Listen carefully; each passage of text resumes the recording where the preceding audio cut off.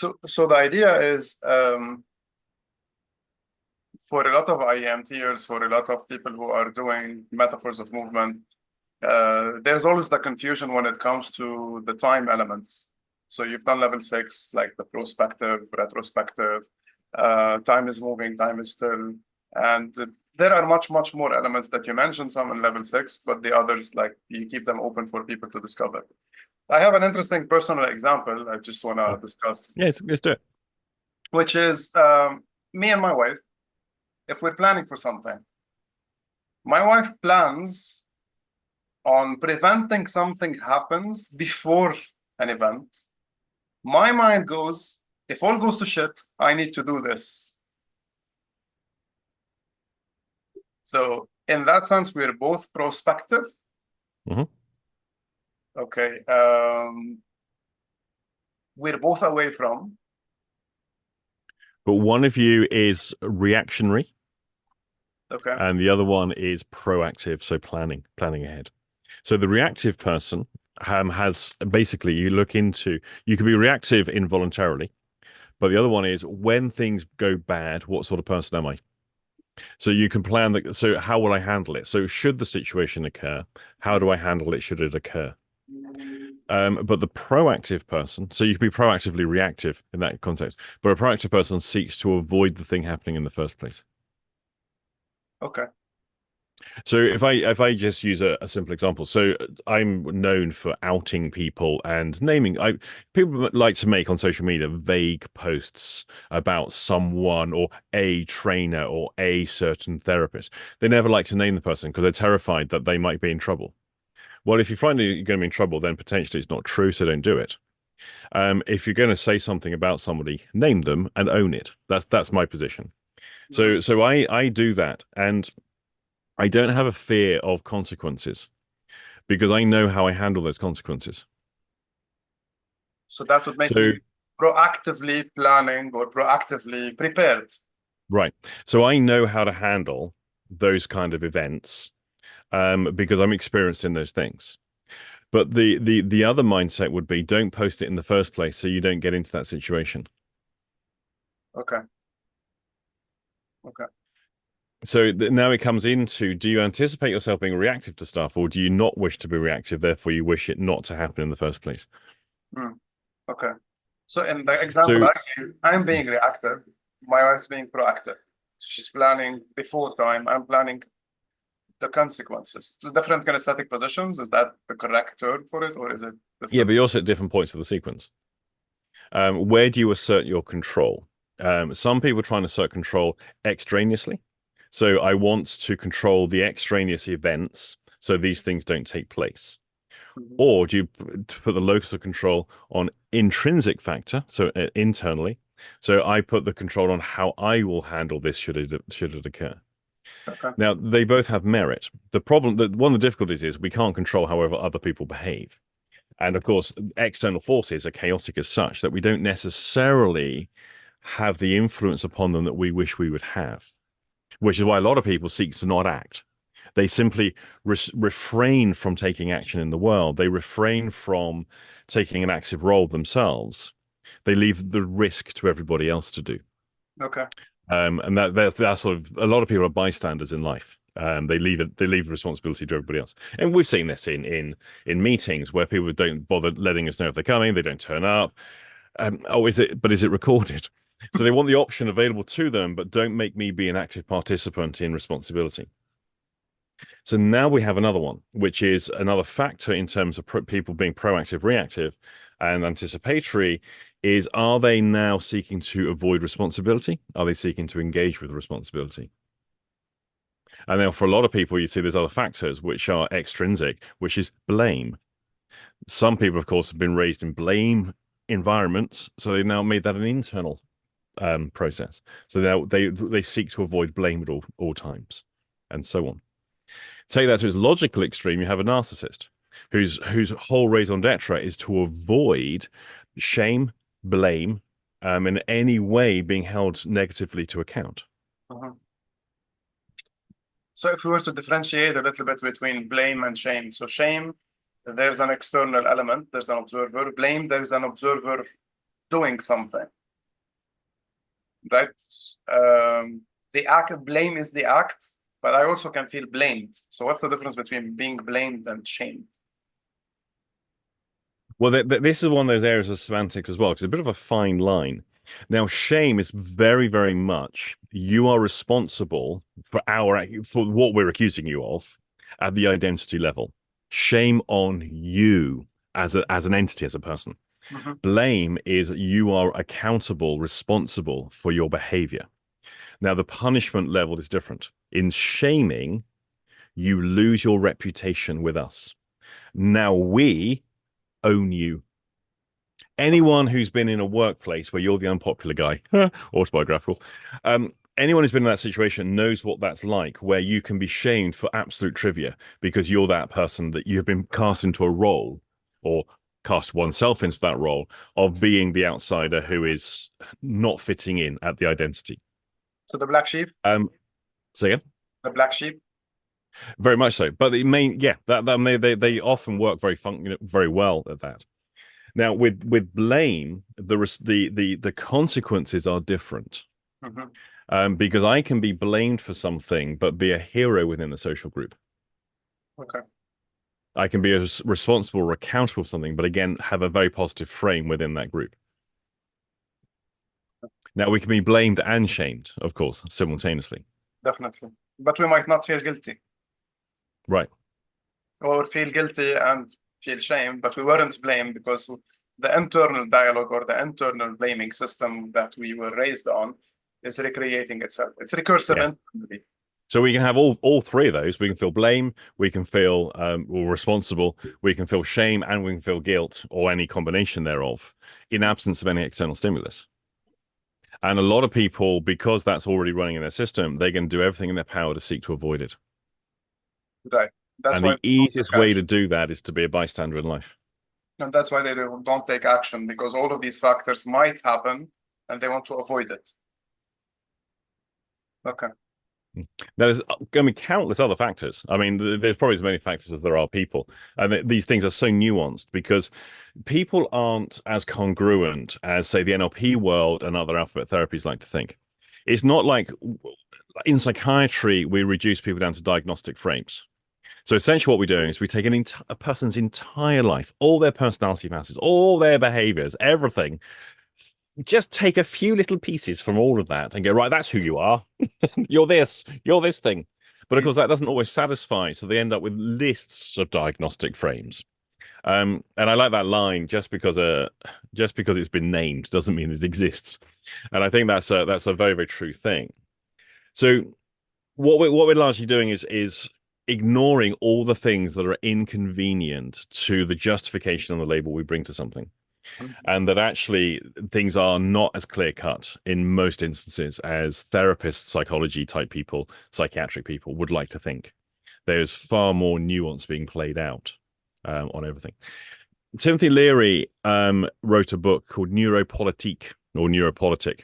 Very good book. And R.D. Laing wrote one on the politics of experience. And these are basically the rules that govern how we think. They govern what we're allowed to think, and we internalize those rules quite unwittingly in the environment we grow up in. So much so, you can see it in people's voting political bias. So the more liberal person, who's liberal with their, in terms of their values, they're going to have a very different set of rules that govern what they're allowed to think versus the person who's conservative. I'm going to interrupt you here. When you say rules, because that's a elusive term for a lot of people, is it the internal rules, external rules, society rules, or the person's perspective of all of these things that they label as rules? So some people will have, say, if the most obvious and the easiest one for people to relate to will be anything sexual. Mm-hmm. So there are very, very strict rules around what you're allowed to think about sexually and what you're not. Now, there's even a different set of rules as to what you're allowed to convey externally and what you're not. Mm-hmm. And so some people will have internal things they're ashamed of even thinking. They find attractions, they find interests of a nature which are entirely internal, which are in context externally perfectly legal, perfectly safe, perfectly fine amongst consenting people, yet they're ashamed of it. and they've never even expressed it externally, but they have learned there's a set of rules about what they cannot think. Could be religion, Now, their family, could be any influencing factor. Freud said the greatest taboo isn't incest. The greatest taboo is I don't love mother. Right. And so for a lot of people, it doesn't even enter in their consciousness how they actually feel about members of their family. They're just going along with the family narrative, and they even kid themselves, and they rewrite reality to fit what they're supposed to be thinking and feeling. Mm-hmm. And again, the rules of how we feel. I mean, the story I always tell is when I was 28, I had the revelation of what was wrong with me. Stood in a nightclub on my own again, miserable, late at night, wanting to go to bed. Why don't I enjoy this kind of stuff? What's wrong with me? Because an entry into adulthood, pubbing, clubbing, partying, and lots of booze and intoxicants. I never really enjoyed it. I did it. I went along with it. Didn't really enjoy it. Hit 28 and I'm stood there in this nightclub and I think, oh my God, I realize what's wrong with me. I don't like this. And you're shy. But it had been a taboo to not like it because I didn't know any different. And everyone I knew did this, and this is what you're supposed to do. And you're shy. Right. So you're masking the shyness by doing the extrovert bit. That's right. Because it's bad to be shy, because if you're shy, you're not going to get forward in the world, you're not going to do all of that. All of these rules were playing into you behaving the way that's not congruent with who you are. There's a new one I'm seeing as well emerge, and I've been looking at this week actually, and it's the notion of I'm dissociating right now. And TikTok is the sort of the mental illness factory for looking into what current trends are on mental health. Now, if you just type in the words dissociation or dissociating and teacher, put those two words into TikTok, and it's thousands. I mean, it's insane how many. And essentially, now what we have is the action of trancing out, zoning out, daydreaming, not paying attention, just having an introspection moment where you've lost touch with external reality, like every human being does at all times throughout all of history. For the love of God, getting bored gets you into that state. Right now, that's dissociating. Mm-hmm. Because somewhere along the line, there was an injunctive against dissociating, and I suspect in schools, because kids who do that a lot get described as attention deficit. They get then the special referral, they get medication, the family meetings, psychology meetings, and there's a whole industry built around the kid who doesn't pay attention. There's a whole industry built around that. So now what we have is generations growing up who have learned that anything that's not focused paying attention is somehow a problem. Now, by giving it a disorder, giving it a label, now legitimizes it because, well, I'm allowed to do this because I've got a condition. Procrastination is a trauma response. I mean, that's right. Of ad on Facebook about that silly thing. So now what we have is how do when prohibitions on what people experience, prohibitions on what people think are so ingrained in people, how do they find permissions? Well, they have to turn it into something that legitimizes, and they turn it into a disorder. Because now I've got a disorder, and everyone now is free of having to do anything about it. And now, at the same time, you now have to accept me with these disorders. Mm-hmm. Well, if no one was not accepting in the first place, if we hadn't framed those behaviors as some kind of, as you say, trauma response, ADHD response, or whatever it is, the response that we're selling these days, people wouldn't have to have recourse to this. And now a whole culture is building up around the notion of I'm dissociating. And it's a complete fiction. Now, meanwhile, of course, there are people who have a condition, and it is related particularly to serious trauma, particularly to various neurological states, who have what clinically is termed dissociation. But now, because you can extend the parameters on that and extend it a bit further, now it's an all-encompassing term. And so what's happening is we're diluting out the actual disorders into something entirely else. And the people with the actual disorder are now forgotten. Same as when people say, what's normal anyway? Because the normal that was specific in the 70s, 80s, 60s, etc., was very defined, started being expanded. It's a very loose term, and people just use it randomly. Very much so. And now diagnostic frames are fairly meaningless, because self-diagnosis is now, the culture has emerged that self-diagnosis is perfectly acceptable. Mm-hmm. But if we go back to your original question, because I went off at various tangents there, which is basically, so future orientation we could actually put that down to a simple frame, which eliminates everything about the personality. And one person is risk averse, the other one isn't. Okay. So, and that's how we can now reduce down anything. Oh, it's just risk aversion. Oh, you don't care about risk. Now that takes us down a whole different now path Mm-hmm. of understanding or misunderstanding, depending on whether we pay attention to nuance and all the other factors that go with those personalities involved. Mm-hmm. Okay. Here's the thing I suspect though. In any partnership between people, it doesn't matter what the context is, when two people are in complete agreement with their points of reference frames in terms of future, past, time perception, all of those frames, they may well have a fantastic rapport. They may well be extremely successful. Mm-hmm. But the lack of checks and balances that now exists, because there's no uneasy tension between them, they have a complete agreement set. Now there's a risk that actually they fail to see things because they are both sharing the same frames of reference of the world and how they move through it. So now there's a problem. Okay. So in any relationship, there's always going to be in the ideal relationship a slight tension, an uneasy tension that exists over largely trivia, which then becomes the thing that can frustrate people. But actually, this is how you get the checks and balances to maintain a stable course or some kind of stability.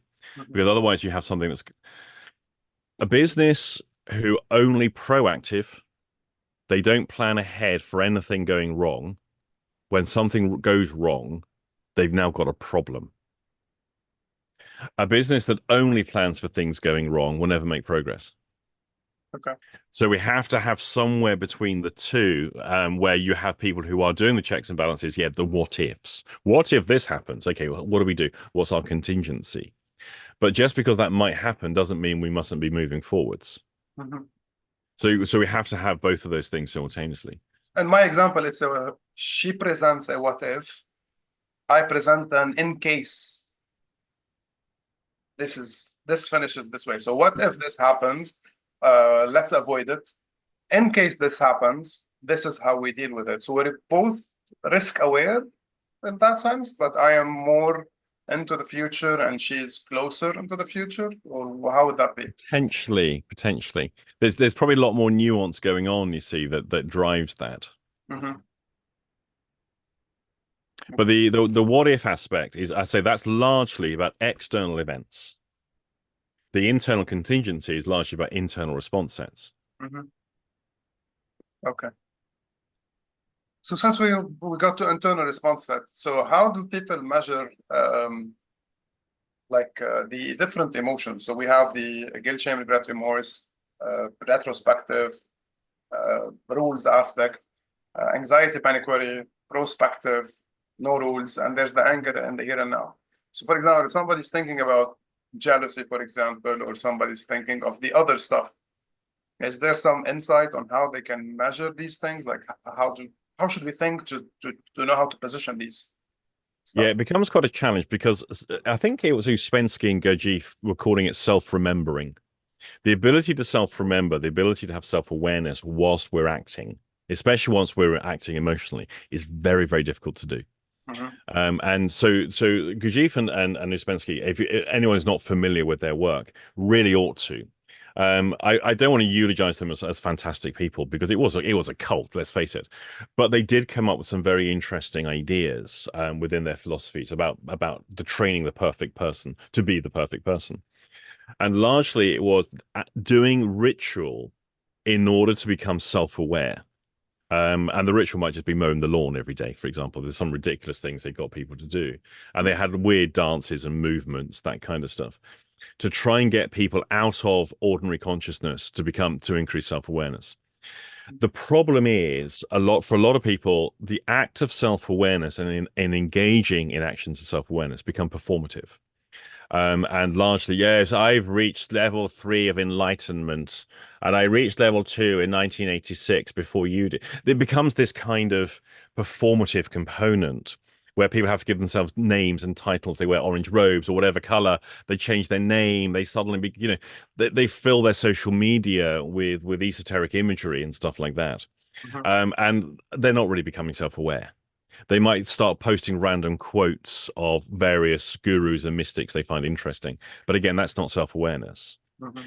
And so the ability to self-remember, the ability for self-awareness is actually more about work than a performative component. And that's, I would say, where it gets a bad name.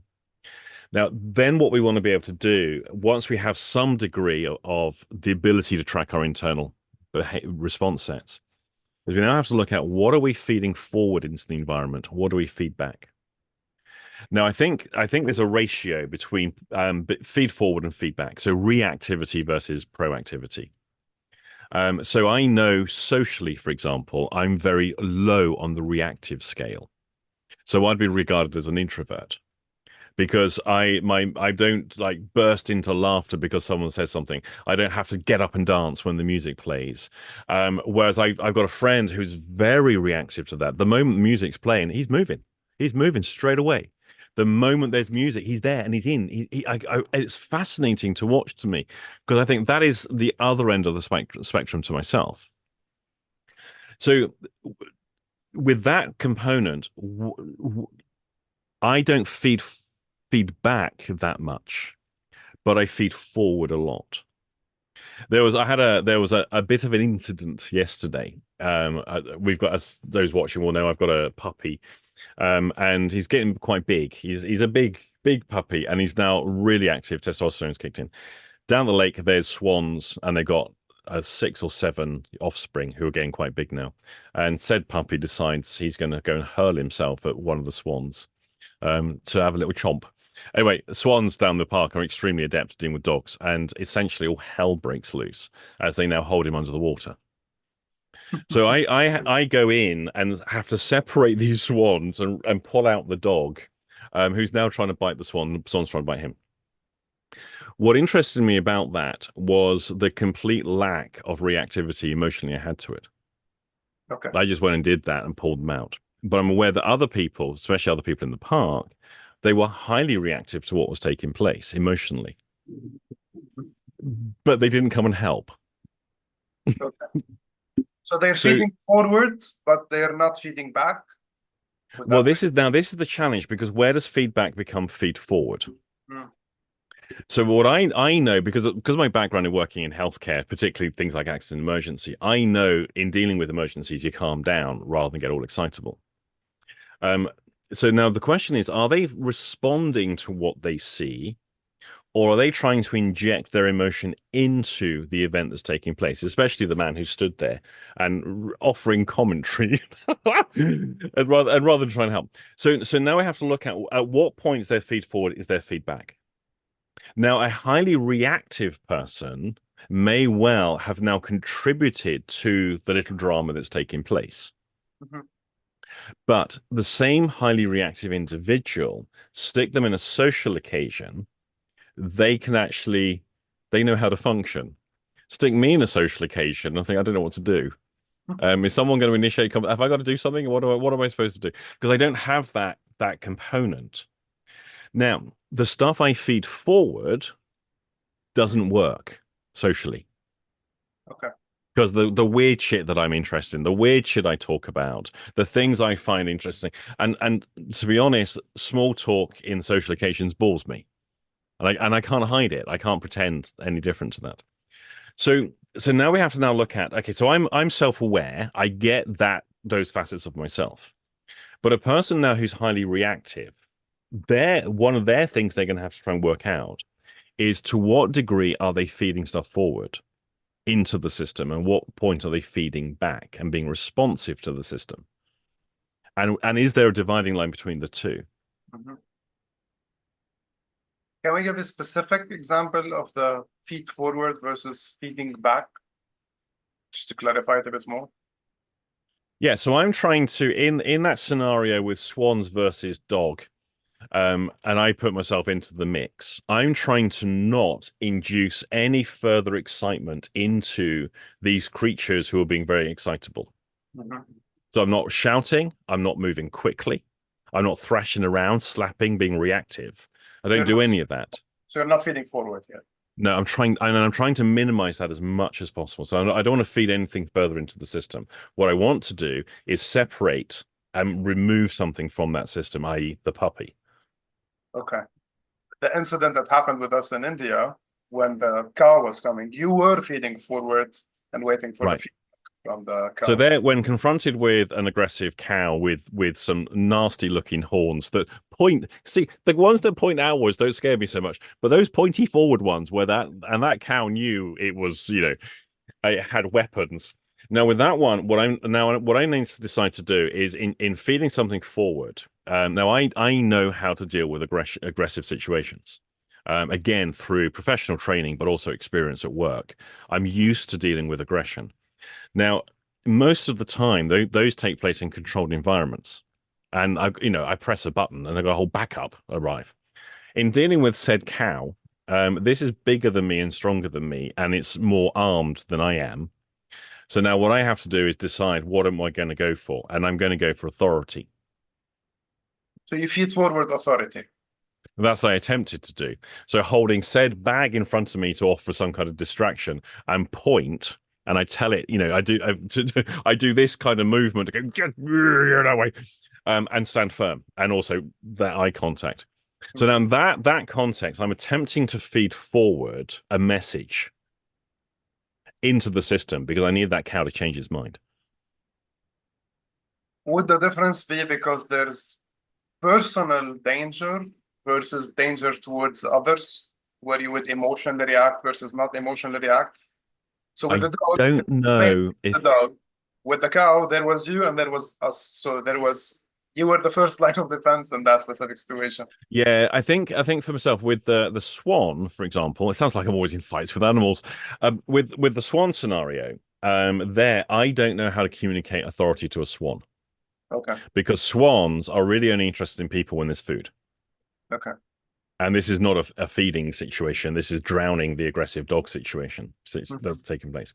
Now, cows, I know because I've spent so much time in India around cows, I know they take authority from people because they're led, they're milked, they are governed. I know people whack them with sticks to get them to move, that kind of stuff. So they respond to that kind of stuff. So really, for me, that was the only recourse I could go to quickly when confronted with this potential risk. Okay. So what does a person do to become aware of these different things? That's the first step. You've got to know your own nature, and understand that again it's contextual. So these things do change according to where the person is. So they've got to know their own nature, and then start to pay attention to, okay, now what are the emotions I feed forward? So when coming to a situation, supposing we've got a person who's a depressive, I love that meme that sometimes goes around, which is I was really depressed, and they say that travel broadens the mind and can change your life. So here I am in Bali, depressed on the beach, and I love that because it's so true. Because that's an individual who's not responding. Their depression isn't necessarily a response to the environment. Change the environment, they're still going to be depressed. So that's going to be a feed forward. They're taking that with them. Okay. Now, historically, supposing the person's had a shit childhood, they've been through traumas, that kind of stuff, narcissistic parenting, all the things that can make a person depressed as an adult, they're responding to that. But that stimulus is no longer happening. If they have memory of the stimulus, if they have past traumas they're reimagining and churning over in the head, the arguments, the impossible conversations that never conclude, and the other person's always got the upper hand, those internal arguments people tend to have. In that scenario, they're the one doing it. Now, that's a really bitter pill for people to swallow, and it's not something I would say to people in that situation. But essentially, they need to stop doing that. Now, what starts to happen is that becomes pathologized to go, well, that's just because of depression. And therefore, the way to stop doing that is by this pill, this medication is the way you stop doing it, which I think is a pretty poor approach. But to blame the person to go, well, there is no trauma. This is just what you're constructing in your head, which is a very popular thing I see on social media, on life coaching. That's problematic as well, because that's not entirely what's going on. But we could see when a person's out the other side of that, and they go, yeah, actually, that was me doing that. So these are other really difficult things for people to comprehend and also get their head around. To what degree are we now representing the stimulus to ourselves in order to have a thing to respond to? which Representing or appears to be recreating? the feed forward. Representing or recreating? Both. We're doing both of those. Okay. Because now, in order for me to be depressed, I have to recreate that particular stimulus. Now, this is not all for all depressives and all depression. I've just got this one person in my head that I'm thinking of. So they have a reactive depression to their childhood experiences. Those childhood experiences are, say, 40 years ago. They're still depressed. Now, are they now maintaining the story of those things in order to justify the depression? So would that be a meta position? It could be, may not be. It may Okay. simply be cause and effect. Okay. I've still got the effect going, so I better maintain the cause. Now, this is the thing that most therapists have to come to terms with. Just because we remove the cause doesn't necessarily make the person feel better. Because sometimes the effect is so ingrained in the person, they're going to keep it going anyway. They can't help it. It's become automated. It's within their nervous system. It's automated. There's this notion that once we get rid of the trigger, then the response stops. No, the response can continue for a very long time, just like pain does. Remove your finger from the flame, it still hurts, even though the flame's not there. Hmm. And for emotional and psychic pain, that can go on for years, if not longer, if not lifelong. Especially if there's like a scar, it might be a constant reminder when somebody looks at it. So it might be for a very long. Yeah. But there's also identity level stuff. I'm the person that happened to. So, for example, when we're looking at serious assault, especially of a sexual nature or intimate nature, that kind of stuff, here I am, a perfectly normal adult who I'm autonomous. I have boundaries. I have good relationships. I'm a good person. I do good things by other people. And then that happens to me. My identity now is irrevocably shaken and changed. Now, merely removing the memory of the trauma doesn't change the status of what's happened to who I am. And there's the And why. so we get identity level shifts as well that damage people. There's the why. I've been so good all my life, based on the rules, based on everything. Why did this happen? So it's incomprehensible for some people that it gets stuck, despite of maybe forgetting the trauma or dealing with it or wiggling the Yeah. eye, doing whatever. Plus the safety blanket we all have, which is these things don't happen to me, they only happen to other people. Just like wars. Wars don't happen in countries like ours. They only happen in countries, other countries that aren't like us. Which is worrying especially when you look at some of the things in the Balkans, say in the 80s and 90s. They look just like us in the UK, and their lifestyle was not much different to this, and so on. And look what happened there. And so we know these things can happen very, very easily, and most people don't see them coming because they're all in denial that these things don't happen to people like us. This is another issue that traps people. Is that status? I don't know if it's status as in hierarchical status with the elevations. I don't think it's going to be like that. I think it's more denial. Okay. We have boundaries around who we are, and no one's, we're secure with that. But so I think these are issues that, again, very complex because there's so many variables. I'm painfully aware of whatever I say as a generalization here. Anyone watching this can come up with 10,000 counterexamples for other situations because there's no one explanation to cover all things. Despite, no matter how much these therapeutic models and psychiatric models with their own respective sets of diagnostics, no matter how much they try and make it so, they can't cover all things. This is why when you're talking to somebody, you're measuring their responses from different, I'm not going to say diagnostic, but labels.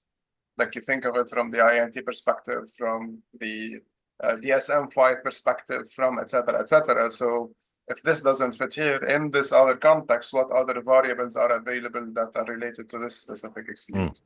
Yeah. Now, if we come back to the self-remembering part, and how do people become aware of what they feed forward, feedback, and all that kind of stuff, and where they're at. Now, this is the hardest bit, the absolutely hardest bit. And I generally don't know, outside of the ritualistic type stuff or things like military training, where essentially people are put into contexts where their baseline of who they are, which we don't notice. Our baseline emotions, the ones that are normal for us, we don't feel them. We just are them. And so the military and their basic training, and militaries worldwide pretty much have perfected this. You put people into relentlessly very difficult situations, especially when they're sleep deprived, and exhausted. That really breaks people's barriers down and their defenses down. And let's expose who they are back to themselves. And it's I mean, honestly, what the military did, I don't think I'd enjoy it, but I can see how populations of people would benefit enormously from being put through those processes, because so many people don't know who they are, because they've never been pressured, they've never been exposed, they've never been put into those situations where they find out who they are. It's mostly adversity that does that, but unfortunately adversity has consequences. In theory, your militaristic type approaches don't carry consequences that are damaging, they carry consequences that are beneficial. And that's really what you're trying to do, rather than ruin people through traumatizing them. So the people's baseline states, they're not aware of them. Those are the ones people should investigate the most. Not the aberrations, not the one when they get triggered and they react and they get angry. Not the thing when they put on the spot and they suddenly feel a panic and an anxiety. Not those. Those aberrations that they seek to therapy for are not the ones that people should be focusing on the most, including therapists working with people reporting aberrations, asking for help. They should be looking at the core baseline state of the individual. Because what we have to do is go, okay, this is the individual that produces those things. So rather than do symptom suppression, why don't we actually pay attention to how the individual is generating those things in the first place from their baseline? But the individual, we don't see our own personal baselines. Everyone else does. We all know the person. We all know a person like this who's always angry, and they don't know it. We know a person, everyone knows the person who's always highly anxious. They've got the nervous giggle. Everywhere they go, they've got that nervous giggle in their voice. They don't know they're anxious. And there are so many sort of quite extreme examples we can use of that. But that's their baseline that's very visible to everybody else. The question is, what's our baselines? Now, I'm not saying that the baseline needs to be changed or the baseline is a problem, because the people who like us because of our baseline, because they resonate with what we are. But often that's where, in terms of understanding where we are emotionally and what's going on, that's where we need to be self-remembering and self-aware. But I think these days this is being dumbed down by lots of therapy approaches of self-love, self-acceptance. When you love yourself the way you are, things will be better. Rather than understanding the baseline that's creating these anxieties, that's creating these situations where everything is happening. So this flurry of thing is creating more damage than actually people being aware of, why am I messing up my life? Why am I continuously being in these horrible relationships? And even therapists are not being able to help people when it comes to that.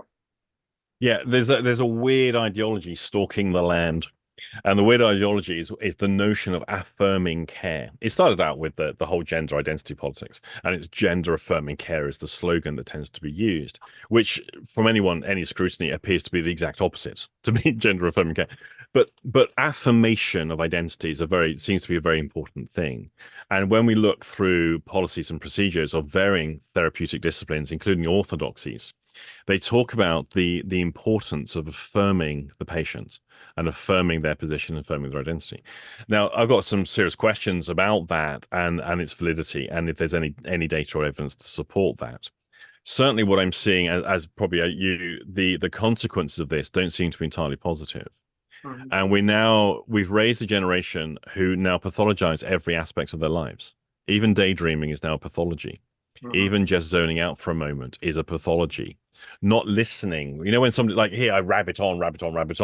The person who zones out while I'm rabbiting on, oh, I just dissociated then. Now, that's a negativistic self-remembering. Because by framing it to be a pathology, they haven't actually understood what they've just done and why they did it. Because rather than go, well, Austin's just droning on, and therefore my brain lost interest and I went somewhere else more interesting. No. Now it's a pathology. Is that feedback? It's a good question. Because when we start to really scrutinize it, feedback versus feed forward, is there a difference? Okay. Is there a difference? And I could go into when I start thinking about it, I go into this philosophical mode of no, it's all the same. But functionally, it's not the same. But Mm. it is when we start really scrutinizing it, if that makes sense.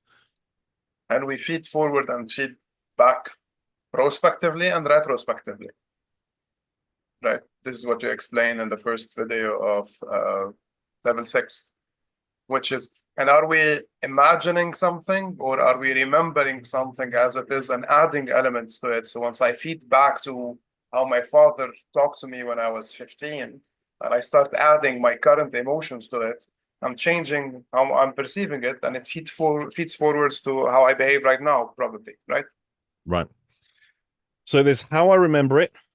Then there's the action of remembering, feeding data forward, which I then react to, which then changes how I remember it. And so there's a feedback loop with time. It's a cyclical thing. Can be, Hmm. but not necessarily because some of it's more linear. Right. Because the nuance is relentless. I mean, there's so much nuance. It could be But the thing that essentially, pushes me forward, right? It could be the thing that happened in the past that pushes me forward to not go back to it again. right. So here's an example of it. The involuntary PTSD flashback. Now, we have to look at what is a flashback. What is it? It's simply a thought a person is having. Now, the thoughts people have different structures depending on the structure, the type of thought, but they also have different effect, again, depending on the structuring of that thought. And we also now have the whether it's willed or not willed. So in the flashback, we're talking in terms of mostly intrusive imagery that is based on a real world experience. Most of the time, it doesn't have to be. We have intrusive imagery has got nothing to do with anything we've ever experienced. That's the stuff of the horror movies. Now, an intrusive image is one where I could be doing a normal thing, making a cup of tea, and but it's not just a thought. It has a vivid quality to it with full sensorama. So all sensory processes are engaged. Now, that might just be a momentary. It might grab my attention and then I'm right side in it. I'm in it.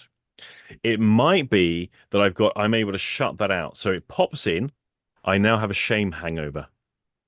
And most of us have experienced that. We just remember that socially embarrassing thing we did 25 years ago that has no impact whatsoever. And now we feel shame for the next few minutes until we manage to distract ourselves from it. Flashback phenomenon in terms of PTSD is much more intensive than that. So it's not willed. Now, the question is that feedback or feed forward, or is that another process entirely? Okay.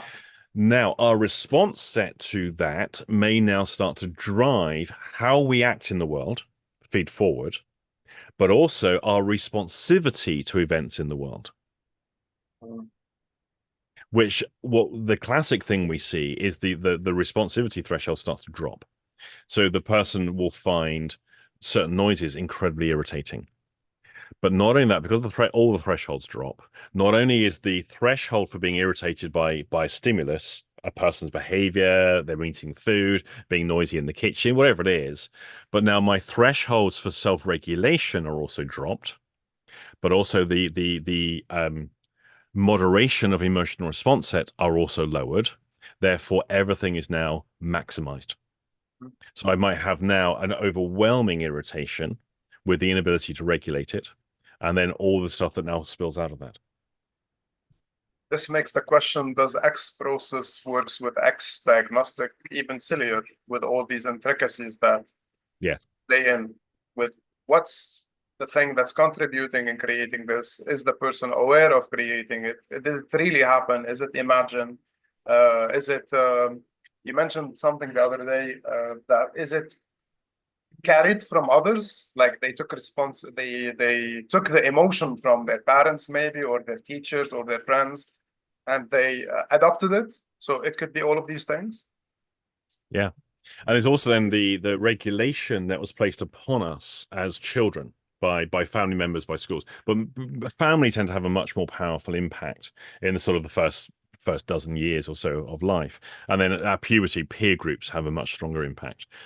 So it might well be, for example, that we see father shout a lot and be quite angry, but no damage ever takes place. And there's nothing awful as a result of that. We just see dad's getting angry again. Now, so we then as an individual may not have a fear of anger or expressing it. You might take it as a resource. Right. Now, take the same scenario, but father's anger now involves hitting mother. Now there's consequence. Mhm. So now child will have an adaptation response to that. They may well now internalize hitting mother because they may well identify closely with father, depending on their values, but also how mother behaves towards child and that quality of relationship. So they may well now become a person who later on punches their partner. Or they might identify with mothers and they Right. internalize being hit and being the victim. Exactly. So you go one several ways. So now anger now has a set of symbolic representations for that particular individual, depending on so many other factors that were taking place around the expression of anger, and then the consequences of it, and so forth, which now becomes their default way of expressing and experiencing later in life. But there's other stuff. You see, meanwhile, father may well be the angry person who hits mother. But if you, the child, express so much as the slightest bit of anger, I'll knock you into next week. Hmm. Because father owns the monopoly on anger. He owns the monopoly on violence. You now become the child who's got all these issues, and you act out at school. You might strike another child, and I now beat you into next week when I hear about that, because I own the monopoly on the violence. I own the monopoly as the parent on the anger. So now we go into Now the we system, have the say again? measurement, the system, and the rules of the system of the interactions that are happening there, the emotions that are happening there, the rules, what is allowed, what is not allowed, if the person is proactive, reactive, blah, it's all of Yeah. these factors. Right. Now, meanwhile, we can have a similar scenario where we have a parent who overly regulates and controls the child. They micromanage. They have a hypervigilance when it comes to the child. What's that look for? Don't hold your glass like that. Drink that correctly. Drink it properly. What's that look for? Don't be like that. Now, I want you to calm down.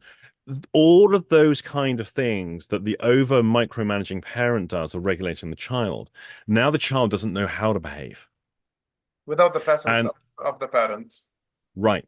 or So now they despite the presence of the parent, because the parent might be even criticizing them when they're doing something correct, but now in that context, the parent is annoyed and they're right. criticizing anyway.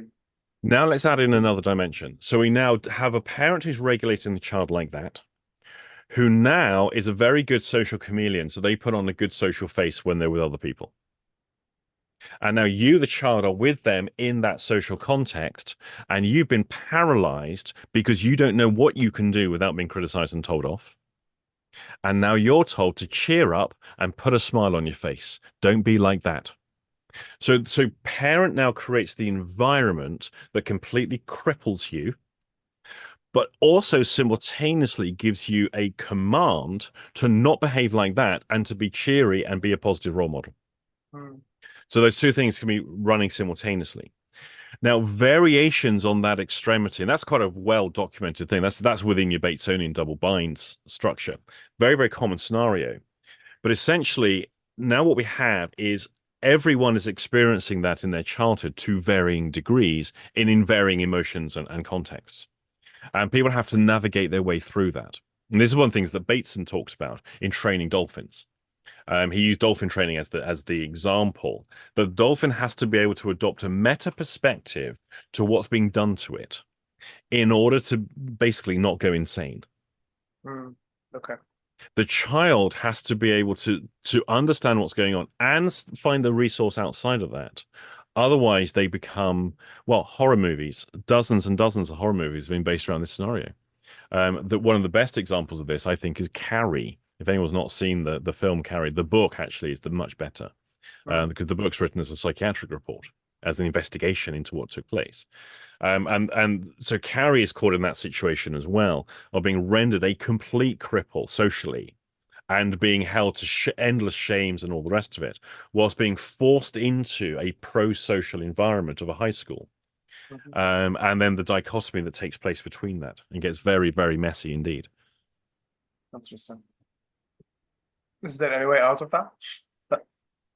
Unfortunately, I see the problem is if we start to pathologize it all, then all we end up doing is just medicalizing everyone, and we end up in the situation that we're in today with hyper-medicalized society, hyper-pathologized. Every facet of childhood, every aspect of human experience is now pathologized.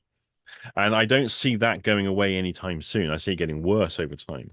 Mm. So I don't think that's a good way to do it. I think we've got to accept it as part of the human condition. And that the technological solutions that we are seeking, the pharmaceutical solutions we seek, and the other brain technologies we're looking for, and all these other innovations, I don't think that's going to help us.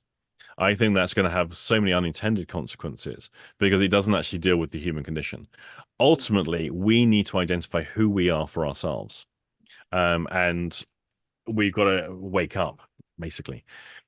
Largely, I think the greatest way to ameliorate this, but this comes with a whole different set of problems. We never cure it. We just trade one set of problems for another set of problems. And this is the global village mentality, where essentially you're no longer two parents, two children living in a small home with a nice privet fence and a family car, and you have your 2 holidays a year, and you work until you get your pension, and then you retire. It takes a village to raise a child. It takes a community to raise a child. Here's what we now have. We dilute the intensity of the nuclear family. The nuclear family is an absolute disaster when it comes to mental health. Now, the nuclear family plus modern day technology as solution of everything and the global village thing of social media, it has some moderating effects, but the effects it actually has is we can intensify it more and more. And no matter how much people are connected through social media, the less social and physical connection those people are having. Loneliness is an epidemic globally and getting worse, despite us being more connected than ever. Mm-hmm. So essentially what we do, and I saw this on a document, it was a BBC World Service documentary a number of years ago, and it was focused in a remote Russian area. I couldn't even tell you where. The village had decided that where they all lived in their nice little apartments and their little houses didn't work. So they decided to create a community, and the way they did that is they removed all the garden fences. Mm. They removed the boundaries around properties. They had their doors more open to their neighbors, and they had a common eating area where once a week the whole community came together. Everyone had their own individual space and their privacy. In the classic village, say in rural India, you don't have many of the problems we have associated with modern day living, but you don't have any privacy, and everyone knows everyone else's business, Mm-hmm. and you have a new set of problems emerge from that. Because there's no privacy and everyone has social control over everybody else because your reputation counts for everything. And therefore, one person can destroy another human being. And then you get family feuds emerge. And so you get a whole new set of problems. But you don't necessarily get the problems we're talking about here. Right. Because you're diluting the intensity of that hypervigilant parent, for example, and so on. Mm-hmm. So R.D. Lang, Buckminster Fuller, and Timothy Leary. Any other? Definitely Callista Roy and the Roy adaptation model, other nursing models. So a combination of these is to understand how people create adaptation, how people create their own experience, how they, and you said Gurdjieff and the other guy, which is how do Ouspensky. yeah, how do we remember how we act and how we got here? So it's like learning something, measuring it on self, observing it in others, talking about it just to clarify if this is correct of what we saw, or this is our projection on it, and then doing some other measurements to see the differences, because nothing is as labeled or as boxed in as the alternative therapy. Even not the alternative therapies, the traditional therapies show us this person has X, Y, Z personality. It's very, very nuanced, right? I think one of the key things, in addition, those are sort of great for me, the great thinkers. There's plenty of others, but these are great thinkers and innovators who really paid attention to their own lives, but also the lives of the people they knew, and started to see things that other people didn't necessarily see. Mm-hmm. My general advice for anybody is stop being intellectually lazy. What happens? We put people through a ridiculous educational process at school, which doesn't suit everybody. It suits some, but I think it doesn't suit the majority. And a lot of kids didn't do well in their exams, and they didn't enjoy lessons. They didn't get on with their teachers, and basically they were more interested in every other stuff that wasn't school. And when they then don't do very well in their exams, they then think, well, I'm not very clever. Now, the problem is childhood, depending on what exam results you get, becomes the focus of what happens next in your life, which then builds to being something else of what happens next in your life. So the kids that leave with straight A's, well, they generally have to then go to college and then on to university, get a first class honors, then get a high paid job somewhere, and then spend the next 30 years paying off their university fees, which I don't always think is necessarily a good outcome. And there becomes very much a class distinction between them as well. Mhm. So an awful lot of people, because they were put through a nonsensical educational system when they were children wanting to do other stuff, end up as adults thinking they're not very clever. Mm. And I don't really read, I don't really write, because they weren't identified early on as the child who would read these intellectual books. Right. They were never given that identity. Because even at an early age, say when you're 5, you know the bright kids and the non-bright kids in the context of a classroom. A lot of those non-bright kids, you put them in a different context, you'll see a very different child. Mhm. And this is the problem. So it gets ingrained from a very, very early age in people. And then become adults who then don't bother because everything, whenever they did before, it didn't get rewarded. Mhm. So we've got to give up the need for reward for intellectual pursuits. There's no certificate, there's no badge. No one's going to give you a round of applause. Go, well done. Here's a ribbon, round of applause for this person. They did something clever. Forget all that. Forget it. Intelligence for intelligence sake. Most people are far smarter than they think. Mhm. And of course, Far smarter than they allow themselves to work for. yes. And of course, here's the problem. So you put someone like in the average person, you put in their hand a book on Gurdjieff, and you give them Gregory Bateson's Steps to an Ecology of Mind. They will look at that and go, I don't understand a word of it. Yeah, for very good reason. You haven't read a book for 30 years. Mm. This is not a good starting point. And this is one of the other difficulties that people are up against. Because they have had a huge gap of education in their personal education, they then expect when they then come across these new concepts, like you give them, say, Buckminster Fuller, and they go, well, I don't understand a word of it. Well, yeah, because you've got to start somewhere else first. And this is really important for people to understand because otherwise, what happens is they get given something that is beyond their capacity at this stage, and they go, well, that just proves how stupid I am. But Right. they're not. They just haven't been educated correctly most of the time. And they're playing a participatory role in stopping themselves because they're not re-entering and building this up again until they're at a point where this kind of makes sense, but I needed to relearn all of this or start with something completely different before. It's why I like in some of the magical systems. So for those watching, so I'm part of initiatory groups, and largely in the Western magical traditions. That's my sort of my background, and so. But in some of those traditions, when you get to a certain high level degree, the first thing that happens is you achieve that degree in that rank, and then everything is taken away from you. All your books, all your notes, everything goes, and you have to start again at the beginning, knowing what you know now, but go over the new stuff because it's almost guaranteed that in the early stages of the work, knowing what you know now, you'd learn something completely different when you go through that material. And so people cycle through that material a second time in order to go back to that original degree. And that can take years to do. I think there's something very valuable in that. And I think in that mindset, the willingness to review from a more advanced position of understanding to review the early work that we studied, and go back over it. Mhm. Yeah. And not a lot of people have the courage to start over and Yeah. have a lot of find motivation to go the way through because I've done it once. I know the information, I know the material. That's it. I've attended it. I have the certificate. It's done. And I suspect the people with that mindset are locked into the performative component because this is what we did to people at school. We turned learning into a performative art. So now we're going to give little Johnny a round of applause because he got the top spelling. Here's your house sticker. Here's your ribbon. Here's your certifications. We do that to people all the way through to try and encourage them to learn. But actually, what we're doing is we turn learning and intelligence into a performance. It's a chore also. Yes.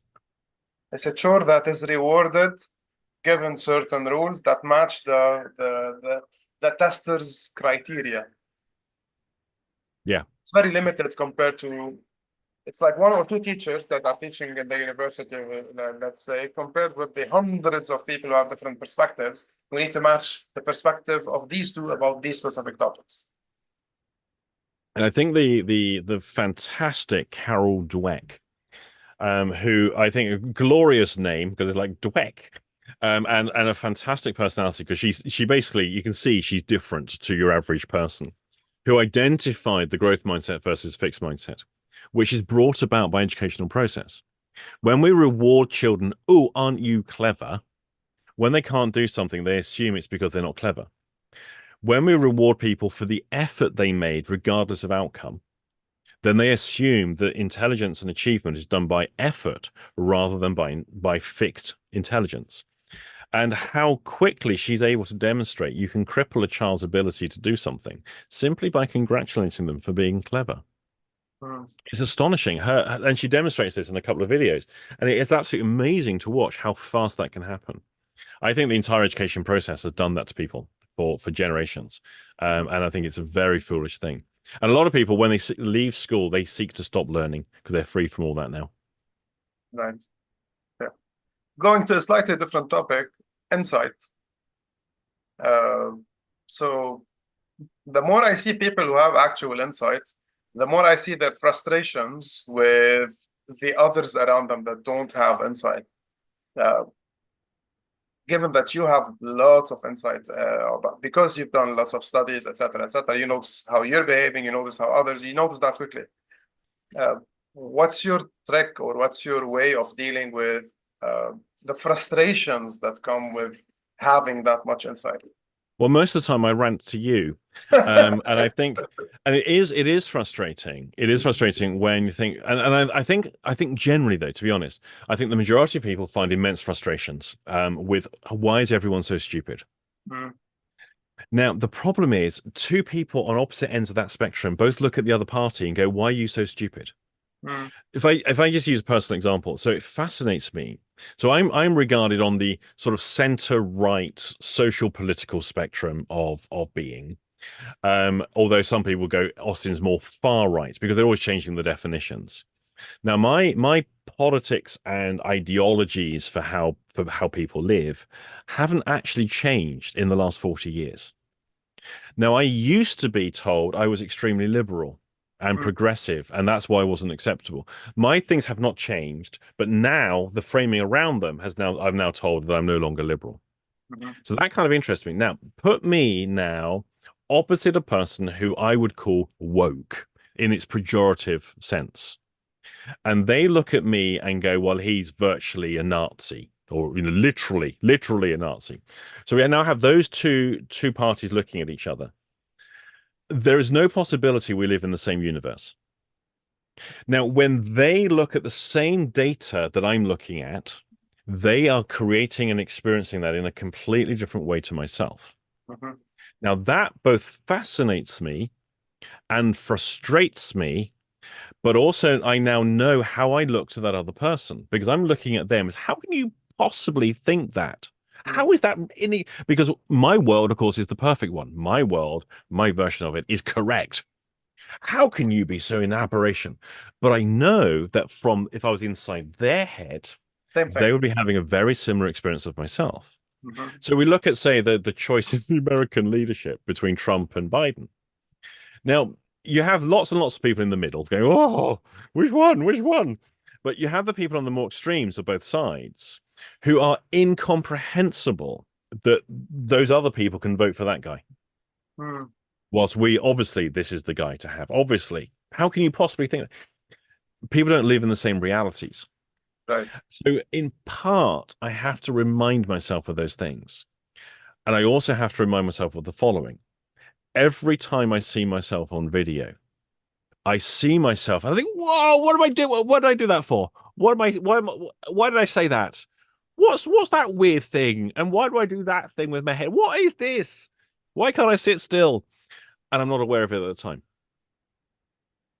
And so yeah, insight is all great, and we can convince ourselves we have such fabulous insight right up until we see ourselves on video. And then we discover just how little we've actually got. Right. And I always remember the thing Steve Andreas said. How does it feel? How does it feel when you're making a really bad decision, but don't know it? Well, it feels like a good decision. Right.